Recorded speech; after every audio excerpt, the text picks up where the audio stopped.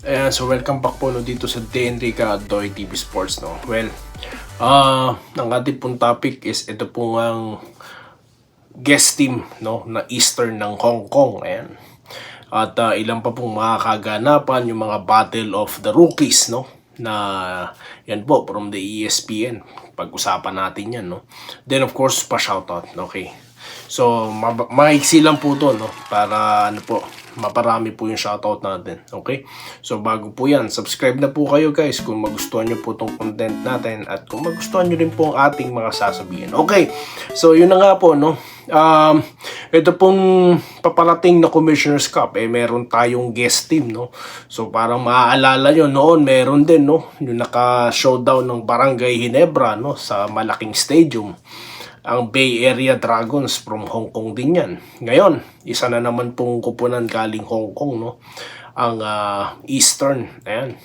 At once po siyang nag-champion, ano, sa nag-ano na rin, na-defunct na rin, no? Na liga na Asian Basketball League, no?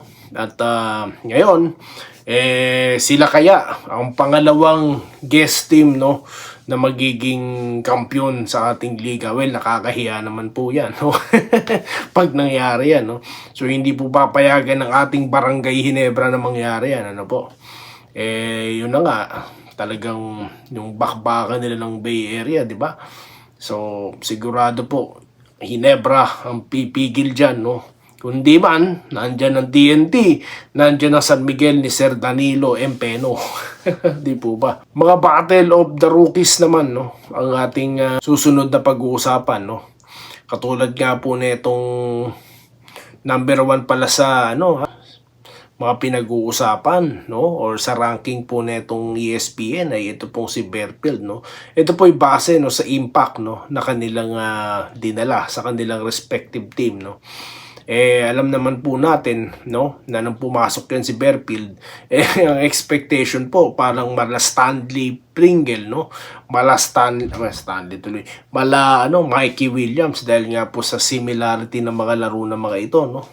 At di naman tayo binigo nito ni Cedric Berfield, no, na talaga pong nag-create ng malupit na impact, no. Sayang nga lang po, no, at iniwan ni Troy Rosario itong Blackwater, no. Sana to, no. Baka po maging contender din itong mga to, no. Hindi malayo. Bakit? Top scoring po yung kanilang import, no, na si King. Kaya sayang po talaga, no.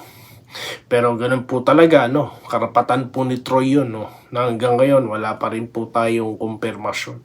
Ayan, lumipas na po ang 2 araw, 2 araw. Ano pa lang pala ngayon, Martes, no, diyan sa Pilipinas, no, Lunes, Martes, so wala pa rin balita. Wala rin pumipick up, no, ng pasabog po ni Ginoong Snow, no, na talagang marami pong mga supporters ang dumadagsa sa akin at pinagtatanggol yung ano niya, yung ang source, no. Pero wala pa pong pumipick up, wala rin pong announcement, no. So yun lang naman po inaantay natin, no.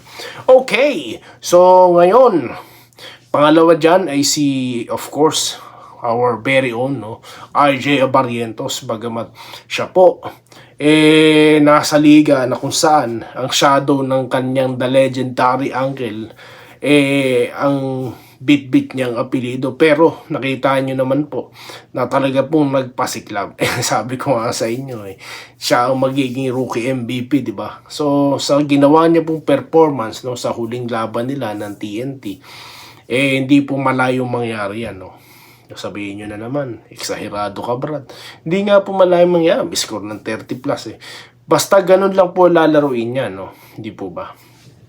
Napakaganda po ng laro niya na yun, no. Sayang lang at di natin nakuha, no, mga kabarangay. So, pangatlo po dyan ay ito pong si Kilan Tiongson, no. Si Kilan Tiongson po yung inaasahan po na, nakukunin ng barangay, pero hindi po nangyari, no. Kasi nga, tawag dito, kinuha nga ng Ginebra si Abarientos tulad po ng ating pinredict, no. Pero wala pong source na nagbulong sa akin, no, na prediction ko lang po yun. So yun na nga po, no. At yung impact po ni Kilan Tiongson, no, dahil matagal na pong inaabangan ng taong ito, no, na magpasok sa PBA, pero Siyempre, ganun po talaga kung may iba pa siyang mga pinagkakabalahan, ano po. Talagang kung gusto niya mag-PBA, ayan na, nandiyan na talaga. So, sumunod po dyan si Felix Lameti, no? Nakita nyo naman po yung impact nung rookie na yun. Talagang, ano rin po siya, no? Kumbaga, malakabagnot po gumalaw itong, ano, no? So, maganda pong impact ng dalawang rookie na ito. Sayang nga lang, no? At na-injured itong si Kilan, no? Sana, ano sila, nakasabay sila sa TNT, no? Pero ganun talaga yon, no? Wala tayong magagawa. Pang-lima naman po is yung sa Terapima, no, na si Hernandez. Ayan. So sila po yung top 5, no, na pinag-uusapan, no, na nagbigay ng impact. Rookies na nagbigay po ng impact, no, sa kanilang mga kupunan. At expectedly this coming Commissioner's Cup po magpapasiklab yung mga yan, no. Malapit na po matapos, pero bago yan, gilas muna, no. So yun, pag-uusapan natin yan, no? Napakarami. So yun lamang po, no? Shoutout po tayo guys. Dito po sa ating recent content, no? Na medyo mahina, no? Ang ating update ng Gilas. Ito po kay Ma'am Minerva Jaba, no? Hello po sir, nawa po sa Thursday ay talunin ng Gilas ang team ng mga Kiwis, Ginebra Gin Kings forever NSD, sabi niya. Pabati idol, sabi po ni Renante Sioson, no? Ganun din po kay Sir Lawrence Correg, no? Hello po, Lods. Good PM po. Bawi tayo sa Commissioner's Cup, Lods. Sana makapaglaro sina Malonzo Gray. At kung totoo yung... yun nga po, kung totoo yun, ano? Well, 2 years ago, tayo po nag-champion dyan sa Commissioners, no? Hopefully, this year, mabawi natin yan, ano po. Lope Bucalos, no? Sana po sir makasabay ang Ginebra sa mga malalaki import. Yun nga po kasi si Justin Brownlee, no, isa na naman pong fake news, no, ang naitanghal natin kanina, no, na si Cousins daw. Yun po hindi pinag-isipang fake news, no. Yun po talagang pang clickbaiter lang. Meron pa kasi nasabi si Jabel Maki daw, no.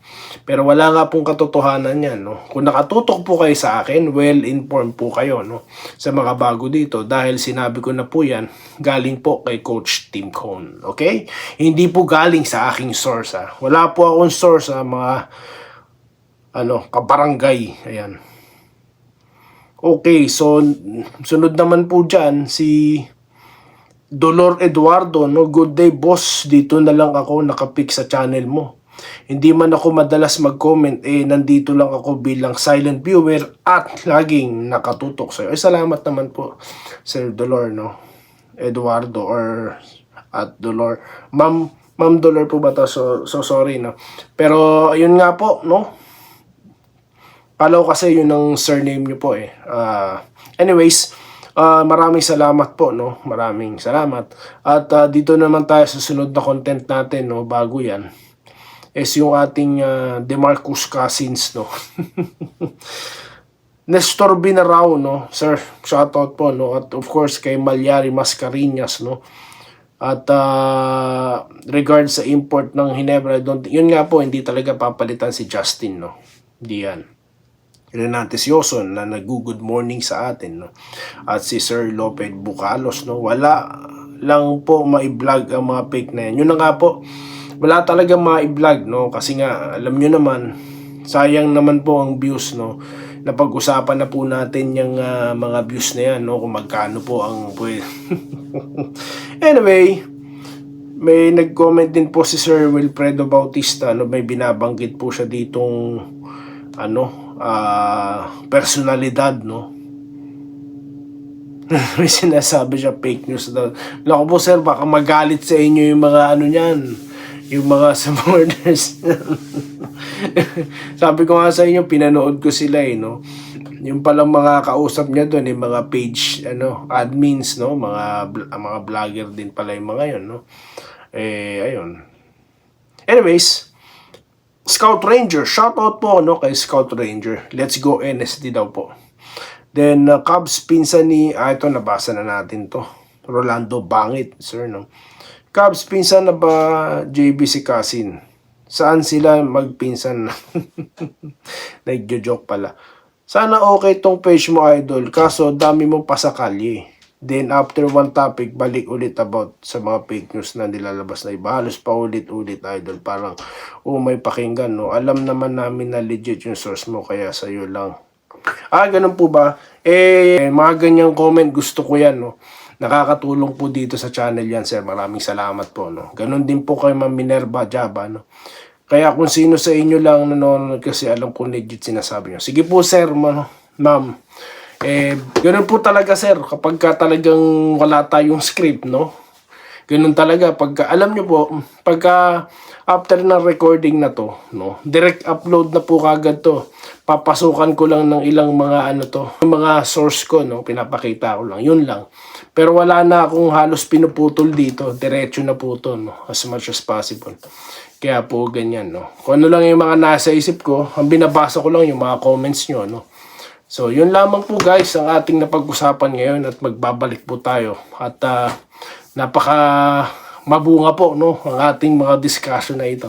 So, magkita-kita po tayo sa mga susunod na video content dito lamang sa Dre Enrica at Toy TV Sports. Maraming salamat po sa inyong panonood. Salamat po sa panonood. Subscribe na para sa mga susunod na basketball at boxing videos.